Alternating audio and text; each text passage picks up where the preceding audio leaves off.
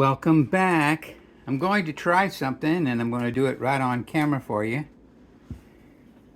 This is Zartan and he is glued together. His body's glued together. Somebody told me to put his body in a baggie so that you catch the parts.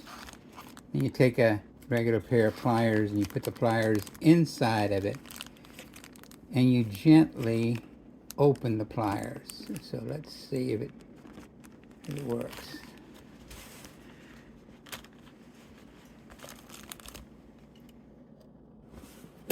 Well, having a little bit of trouble getting it to open. Let's just see. I'm gonna try again. Try again.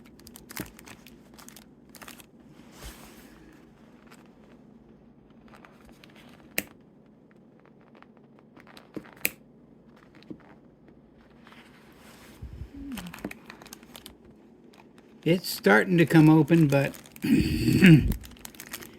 I'm afraid I might break it. But hey, it is what it is.